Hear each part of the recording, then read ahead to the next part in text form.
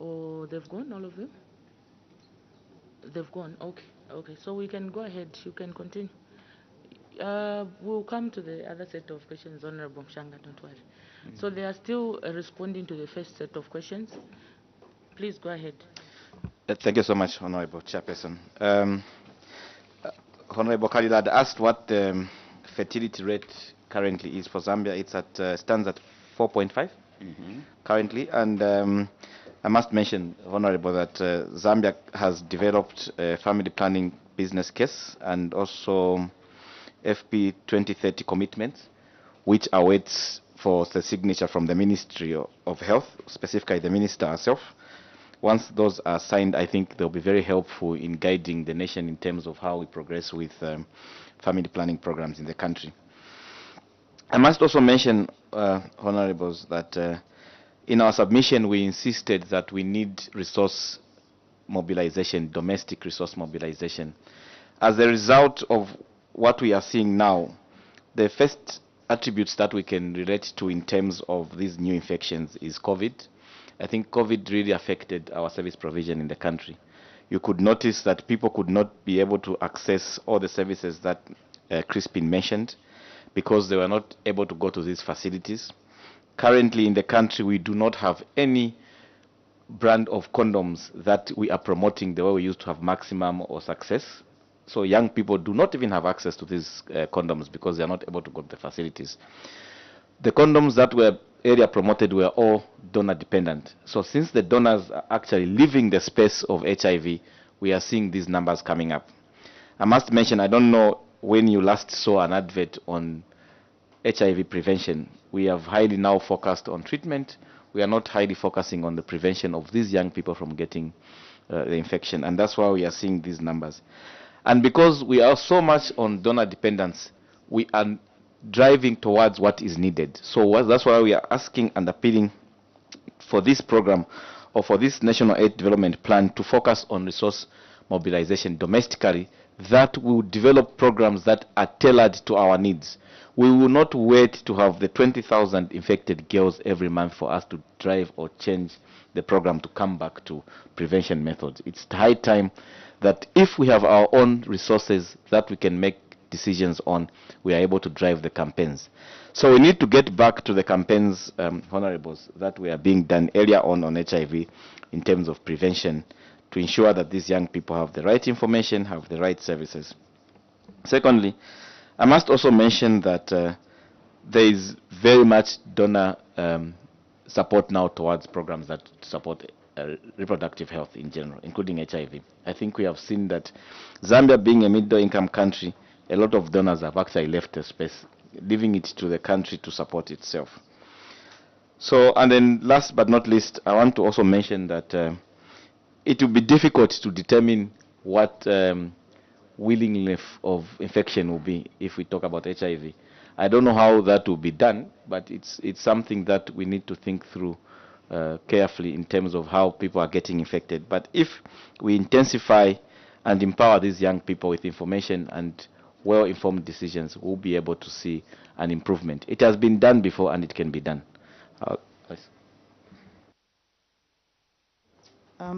Thank you. So just to quickly add on the issue of having CSA and SRHR as one of the most effective interventions, especially if we have information being provided to the young people, as well as those who are in school and out of school. It sure is one of the critical interventions that the country should focus on, and that's why we are proposing that it's actually included in the 8th National Development Plan, because we do know that ignorance cannot be a foundation for wise behavior. If they don't know, they'll not be able to act positively, understand the consequences. So information is quite important, but this information will also drive the young people to then access the services because they understand themselves well, they understand the consequences of certain actions.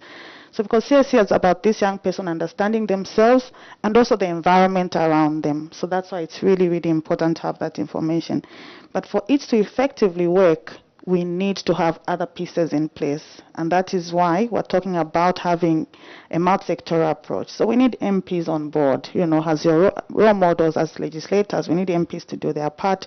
We need to have traditional leaders doing their part in addressing issues of child marriage, in ensuring that young girls are kept in school. We know that when girls are kept in school, they understand and respond, to their health needs better. They'll also be able to take care of their children better if they stay longer in school. If someone drops out of school in grade 6, in grade 7, their understanding of issues will be limited. The poverty cycle also continues. So we need traditional leaders to be able to help that rural girl child, that rural boy child, to ensure that they're kept in school. We need the government in place. We need CSOs. We need the donors. So that is why, even as we have the knowledge aspect being promoted as well as the services, we need other sectors to also come on board and do their part as well, because we know that some of these are also driven by poverty levels. This young girl will have the information, but then they need access, for example, to have pads, to have different issues, and they're engaged in activities that will help them earn an income. So many things in place have to be addressed, even as we try to increase the information levels. Thank you so much, Honorable Chairperson. I just wanted to add to the question around wolf infection. I wanted to mention that I think in our programming, we have actually come across cases where young girls have been willfully infected by people who know their status, especially when they have maybe approached traditional doctors who tell them that they can be cured from the HIV infection, maybe if they slept with a young person. And so you find that maybe within the household, a relative would actually target a young girl and sleep with them in the hope that they'll be cured of the HIV infection. And so I just wanted to add that the laws of Zambia, the laws of the land, actually do provide for this. It is clearly indicated in the Anti-GBV Act number 1 of 2011 that if you have been willfully infected, you can actually seek remedies. However, at the moment, we believe that we need to strengthen the laws because other than the Anti-GBV Act number 1 of 2011, we also have the Public Health Act that actually tries to address this particular issue. But when it comes to the penalties around what should be done to a person who has actually willfully infected another person with the HIV virus, you find that the punishment at the moment is just a misdemeanor, meaning that it cannot prevent somebody from committing a similar offense, looking at the fact that you can even pay if you go before the court of law, and so the punishment is not stiff enough. So we are calling upon yourselves as lawmakers to help us strengthen some of these laws, and it is for this reason that we are actually requesting or advocating as members of civil society that the Anti-Gender-Based Violence Act number 1 of 2011 be strengthened, because in its current form, it is not able to provide for punishments towards all the different gender-based violence offenses that are stipulated in it. So this will actually act as a deterrent to would-be offenders who would want to willfully infect young girls with the HIV virus. Thank you. Thank you very much. Yes. Thank you very much, Honorable Chair. I would like to respond to Honorable Dr. Kalila, who spoke to, I think, the legal and policy framework around child marriage. Looking at how high our incidences of child marriage are, I think my recommendation is that it is important that the model law on child marriage and children who have been retrieved from marriage be domesticated. We as a country, we have subscribed to this regional framework, and it provides us with a framework that's going to guide on what our laws related to child marriage should be. And it is very important that once enacted, then we might see, or we are going to see, a reduction in incidences of child marriage. We also have the model law on GBV. A lot of consultation has taken place, which some honorable members of parliament have been part of. Once this framework has been domesticated, together with the amendments that are currently going on when it comes to the GBV Act, We will see a linkage to the penal code, we will see harmonization, and we're going to see a lot of punitive measures provided when it comes to responding to harmful practices that exist. And in response to the concern related to female genital mutilation, communities that practice female genital mutilation are present in Zambia, but these are very closed communities. Even when it comes to accessing healthcare, they prefer to go to health facilities that are managed and run by their own community members. So we don't really have data because no research has been effectively conducted. But this does not mean that the vice does not take place. It is just being done in secrecy. So we just have to find innovative ways of seeing if we can have access to statistics, if we can have access to these communities, and if we can provide a conducive and safe environment for them to share whether this is happening or not. Let me also touch on the issue of child protection. We're talking about sexual and reproductive health and rights here. We're talking about access. We're talking about enjoying of rights. We also have to touch on a very important aspect, which is child protection. We have been implementing programs targeted at children in street situations, and just a couple of weeks ago, we supported the Ministry of Community Development and Social Services to conduct a head count and outreach, which we have been conducting regularly on the street. There are high incidences of sexually transmitted infections. We found that some children in street situations had actually built houses. We found that some of them were in marriage, what they termed marriages. We found a lot of sexual activity happening because we were going on the street twice in a day, at 3 a.m. in the morning and at 15 hours in the afternoon. So whilst we're sitting in this space and making recommendations related to why it is important that we include CSE, for example, in the 8th National Development Plan, it is also important for us to state that we are not only targeting those children that are in school, we're also targeting those children that are in street situations. We're also targeting those children that are unable to go to school for various reasons. When we speak about the statistics, this is what we are seeing. What I saw with my own eyes on the street is something that was of great concern. And even before we came in to appear before the honorable members of parliament, the discussion was around how are we going to strengthen interventions to ensure that we contribute to the reduction in incidences of not only HIV, unintended pregnancies, but also the STIs that are in existence in these situations. Thank you very much. Thank you very much. We'll go to the next set of questions. Honorable Mshanga, you've been waiting. You can ask. Thank you very much, Honorable Chairperson, and thank you so much, presenter. I stepped out. I was in the diaspora, but I was following. After you, it was UNESCO, then Honorable Kalila, then Honorable Mungando. So I was keenly following your presentation. I think, Honorable Chairperson, I've been very, very consistent in terms of when you talk about CS4s, you are organizations that are into developing of plans. And these plans are coupled with a duration. This 80th National Development Plan, under discussion, a draft 80th National Development Plan, the duration is 2022 to 2026. And then if you observe, 2022 is almost gone. It's halfway gone. Today is 15th. In fact, even June is almost half. So the first year is almost gone. The document is not yet approved. Then 2026, when the plan is supposed to be completed, you know, Zambia will be holding again general elections to select councillors, members of parliament, council chairpersons, mayors, and the president. That one also is a very, very busy year in terms of operationalizing the plan.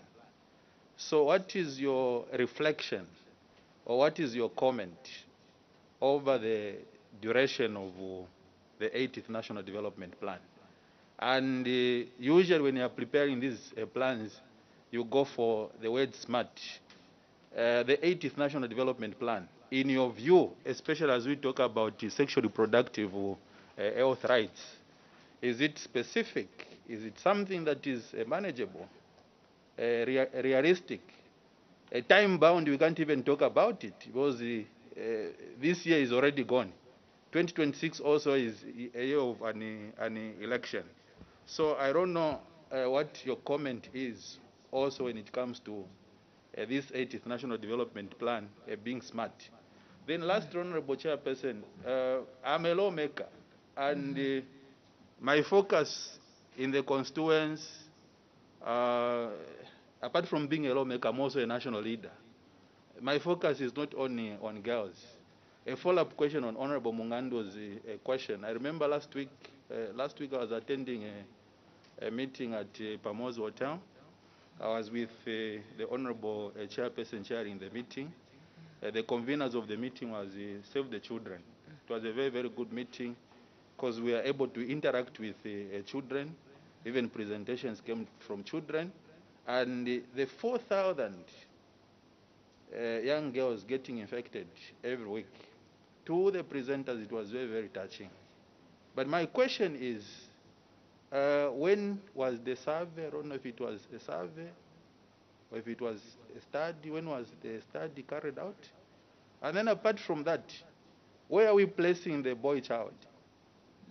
We are talking about 4,000 girls getting infected every week. How many boys are getting infected every week? I think, Honorable Chairperson, I rest my case. Thank you very much.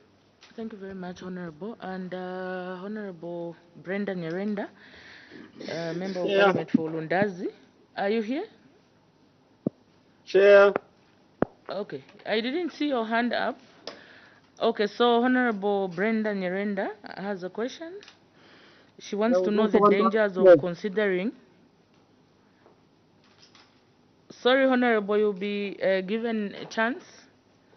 So Honorable Brenda Nyerenda wants to know the dangers of considering SRHR as a cross-cutting issue in the 8th National Development Plan. What are the dangers of considering SRHR as a cross-cutting issue in this 8th National Development Plan? Honorable Mabumba, you can ask your question. Chair.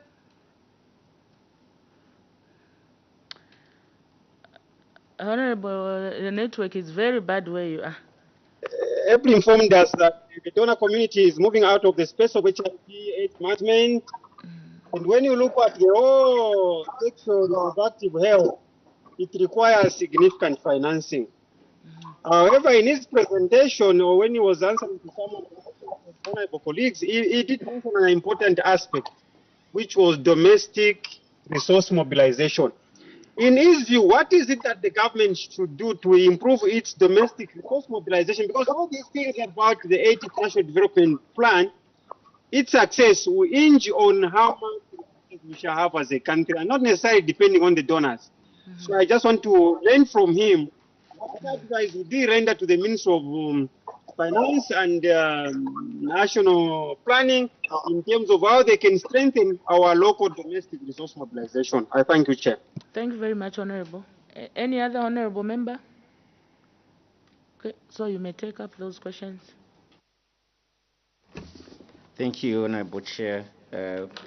I'll take up some questions, and my colleagues will also assist me in answering some of those questions. What's our view on the 8th National Development Plan being smart? First of all, we would want to agree with you, Honorable, that yes, the process of developing the National Development Plan vis-a-vis the implementation periods is something that we are concerned, and that we need this process to be efficient. Because sometimes we spend so much time in developing plans and we are remaining with 1 year to implement, and you don't implement, and you are into another cycle of developing another plan, such that the relevance of what we are talking about here would not be prioritized. So your concern is actually our concern. In terms of it being smart, we probably will not talk to the entire document as a whole, because we are just focusing on specifically that aspect of sexual reproductive health, which falls under a section of health and nutrition, and we did submitted that in terms of being smart or specific in terms of prioritizing SRH, we did find that missing, and I think that's the basis for our submission.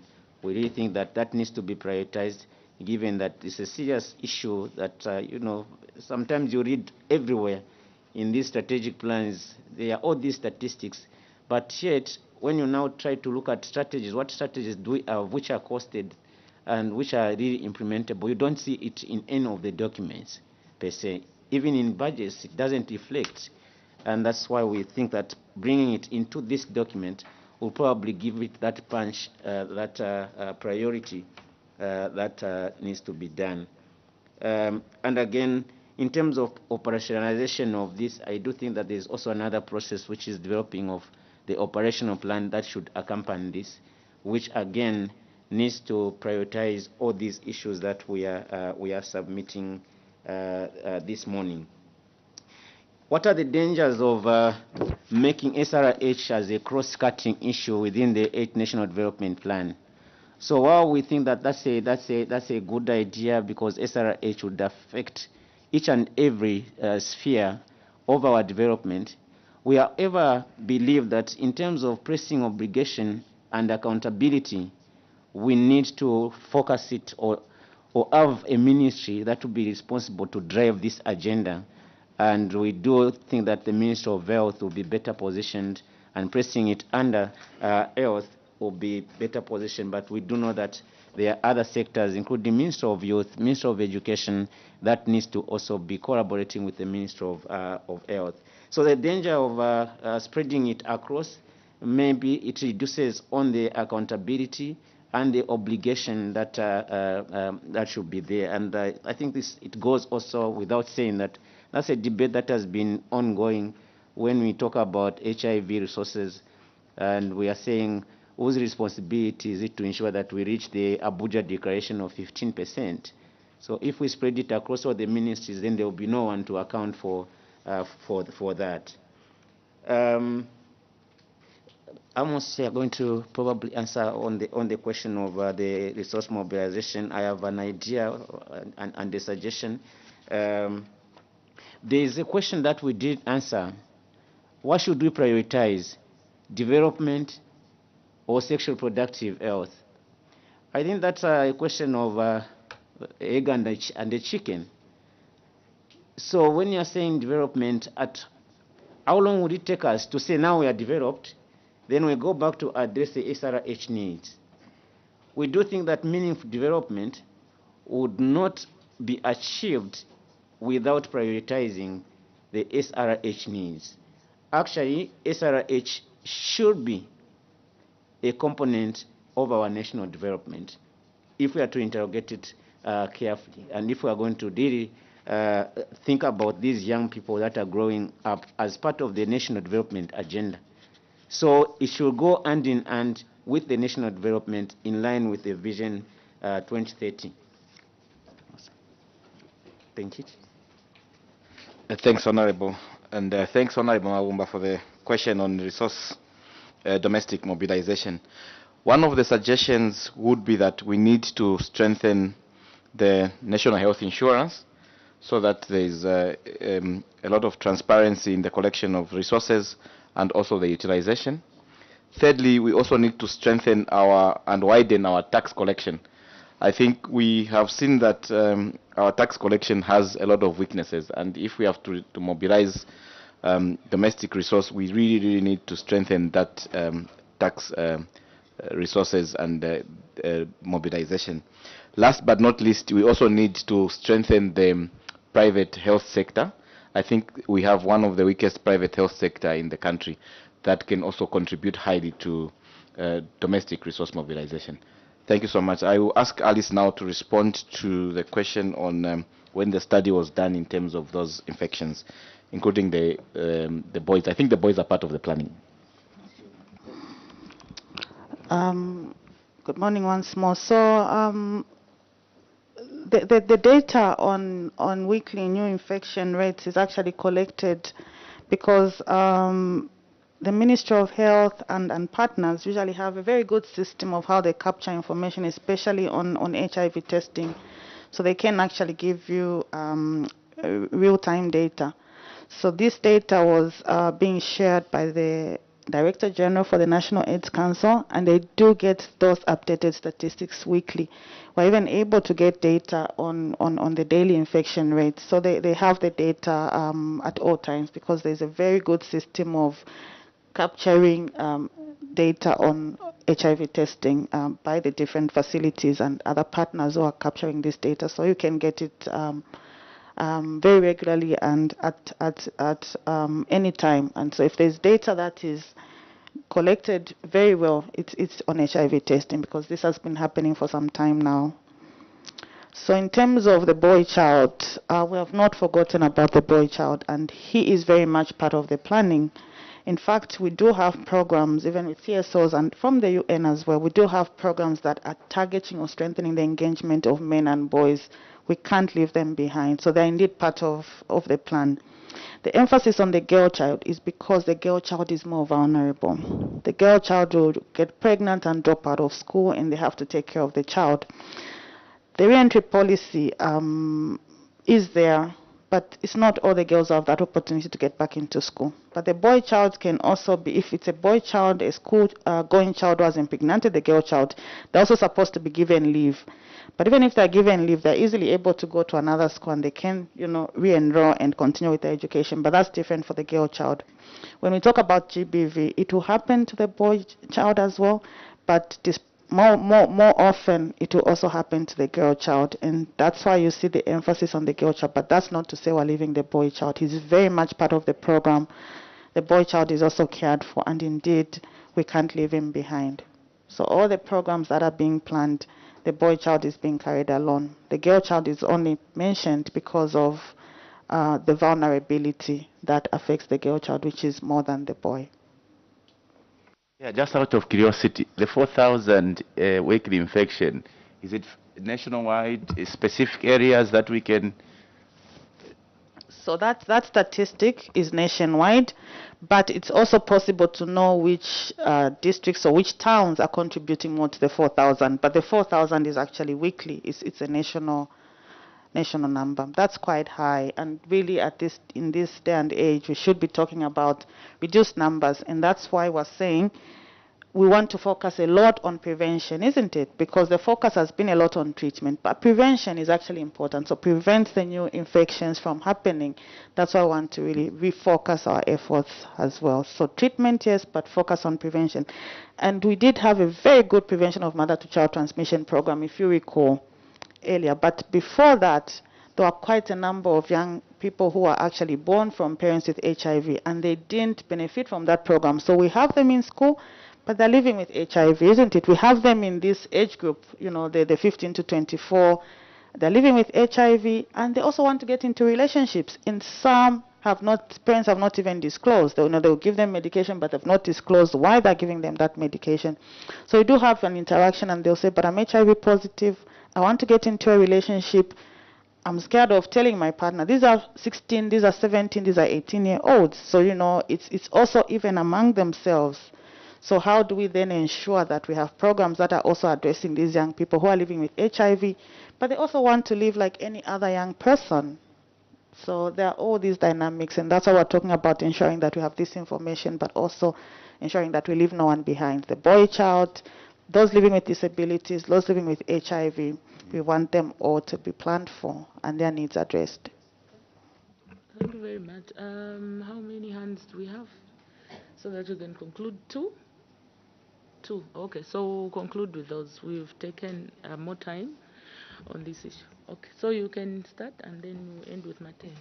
Well, thank you very much. I thought I should comment a little more on the question that Honorable Brenda asked regarding SRHR and why it's relevant for us to mainstream it, even in this very important national document we're working on.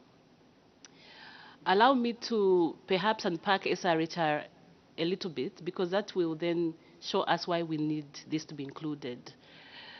The Lancet Commission is a a commission of scientists, renowned scientists, that sit together to combine research regarding an issue. And in 2018, the Lancet Commission produced a report regarding adolescent health. And they spoke to the issue of sexual reproductive health and rights. And in it was a package of issues that was identified. So when we speak about sexual reproductive health and rights, we actually are talking about issues of gender-based violence. It comprises STIs. It comprises HIV. It comprises cervical cancer, access to contraception or family planning. It comprises maternal health. All these issues are components of sexual reproductive health. And so when we implore us as a nation to include this very important issue in the 8th National Development Plan, we are talking about all these issues. And we take it a step further to look at the relevance of this document. It is a national guidance. From it will be strategies that will be derived. And these strategies will also have innovations on how best we can address the issues that I've just unpacked as SRHR. So it is imperative that we really include this matter, because it is not just access to sexual health. It is concerning all these issues that I have unpacked.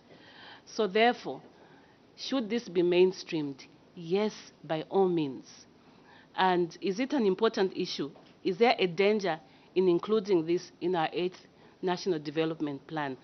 I would say that it's a danger to leave out SRHR in the 8th National Development Plan. Thank you.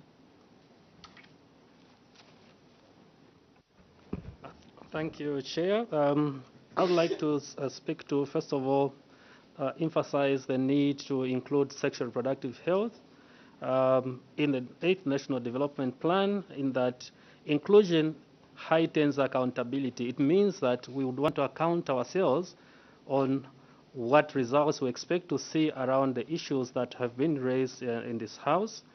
But also, I would like to speak to the dangers of considering SRH as a cross-cutting issue. Other than the issue of accountability is an issue, if it is a cross-cutting issue, I think the issue of resourcing could also arise, because we don't have resources to be spread across ministries. At the same time, the issue of capacity could be an issue that may arise. Maybe in the long term, yes, we could consider it as a cross-cutting issue, but in the immediate, issue of capacity could be one of the limiting factors. At the issue of resource mobilization, I would want to propose that maybe at implementation level, we consider, particularly in the Ministry of Health and Ministry of Education, where, for instance, SRH and CSE are sitting, we consider a percentage in terms of resources that are allocated to these ministries. A percentage of resources is allocated towards CSE or SRH issues. That's my proposal, Chair. Thank you very much, Witness, for the submissions on Development Outcome 2 on improved health, food and nutrition. And I think this is where we've come to an end. We've taken so much time. And I know because it was a very heated discussion, and personally I feel it was a fruitful discussion that we had. So thank you very much, honorable members, even for your participation. And Witness, when you came in, we were able to confer you. You lift the immunities. There is a raging debate, people following this conversation, over the 4,000 statistics. People are arguing that this is a sub-Saharan figure and not Zambian, so I needed them to clarify. Okay. Okay, so we are going back to the 4,000 issue. Thank you, Honorable. Yeah, it's just important that yes. this is clarified for the sake of the public. Yes. Okay. Thank you very much. You may clarify. Thank you. I'll ask my. Suggest something else, but okay. You maybe you can give your suggestion and then maybe may go I to suggest the that the committee may wish actually to to get these clarifications from the Director General herself. Okay. The actual people who gave the statistics. Okay. So is that okay, Honorable? If they can make a clarifications, we can still wait for that, but they can still give us a position, because what is not correct is to go out of such a conversation with people that left not in the correct know-how. People must know the correct stats to start with. We are having this conversation, save for when it may need that the Director General then can come in. But if they are in a position to give correct or to affirm that statement, they can do that, Chair.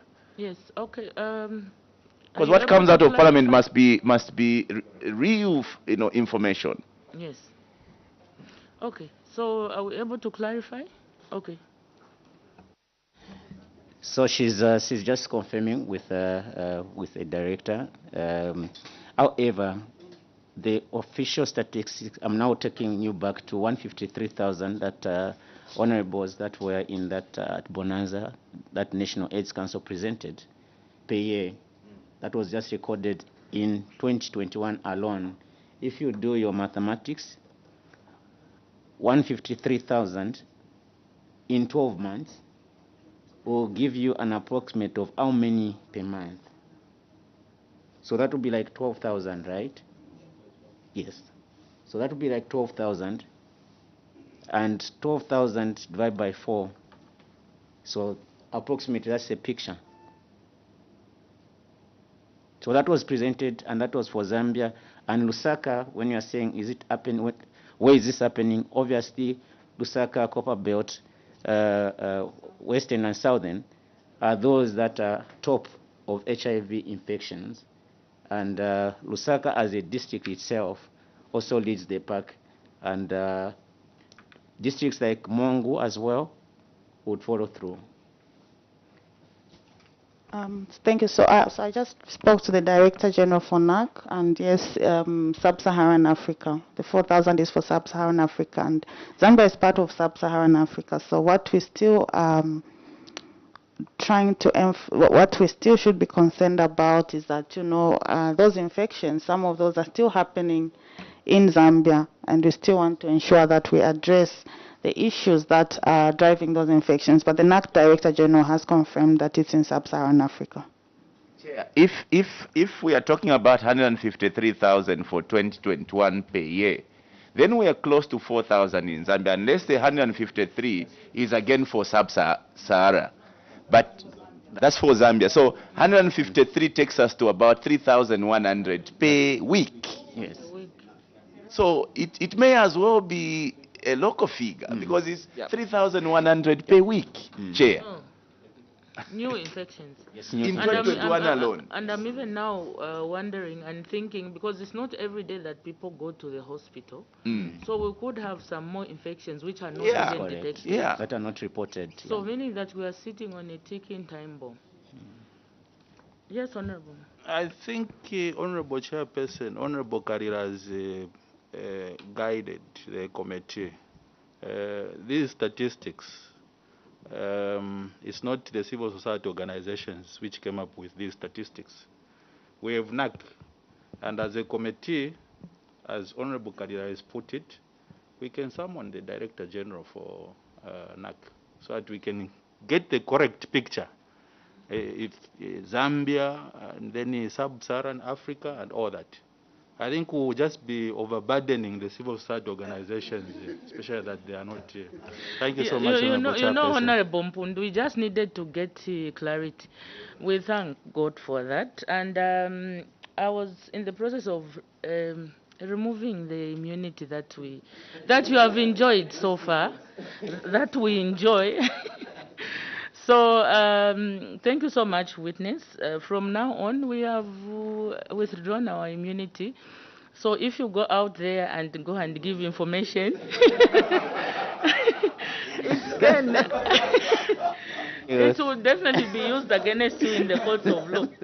Thank you, Honorable. Thank you. Thank you so much for coming, and immunity. we've enjoyed the interactions. Thank you so much. We hope to see you again soon. Thank you.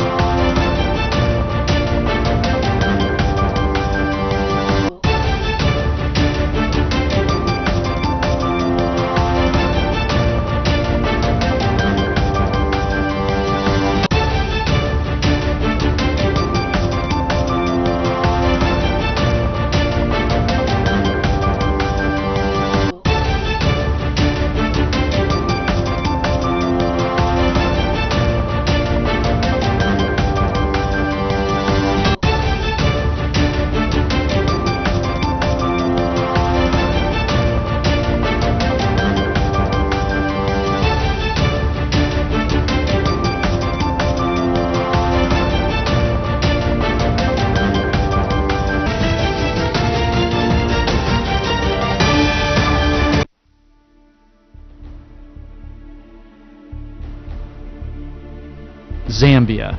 Even saying the word is a multi-sensory experience. It somehow captures something of the essence of this special place in the warm heart of southern Africa.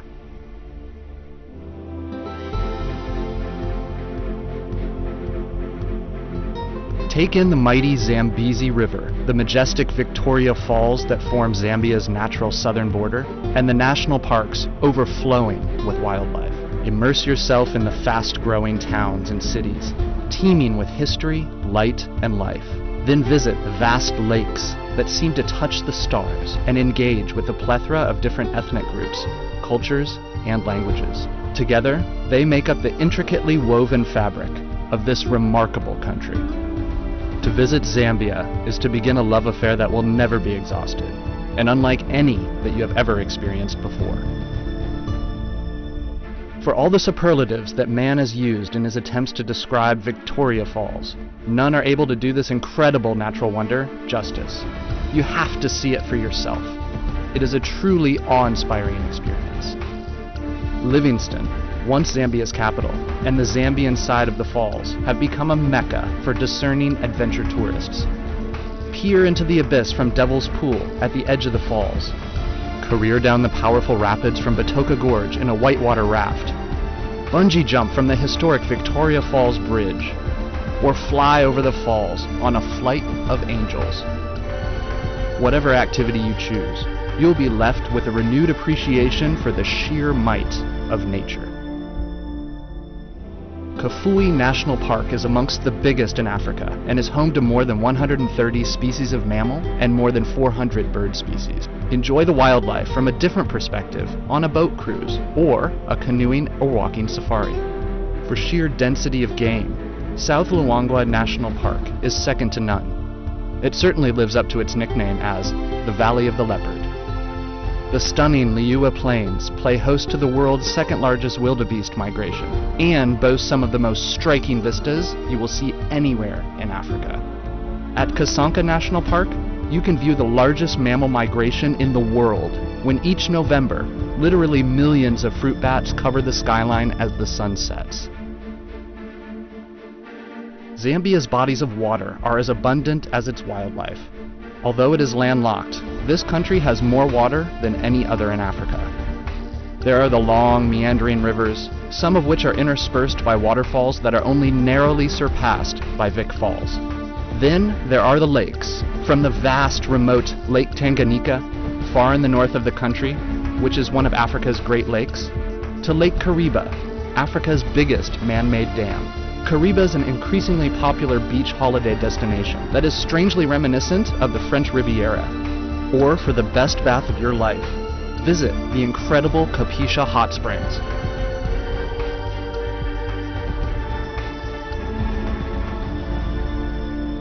Another unique aspect of this remarkable country are the Zambians themselves. The country is home to 72 different ethnic groups and languages, all of whom have their own diverse cultural traits and traditions. One thing they do have in common: they are all unfailingly warm and welcoming.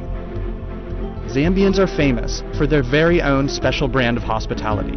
as well as the pride they take in their Zambian identity.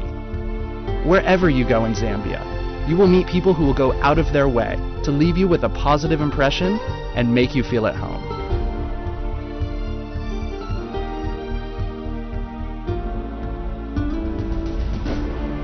So what are you waiting for? Book your trip now and enjoy the kind of African experience you've always dreamt of. Whatever it is you're looking for, you can always be sure to find it somewhere in Zambia. So let's explore.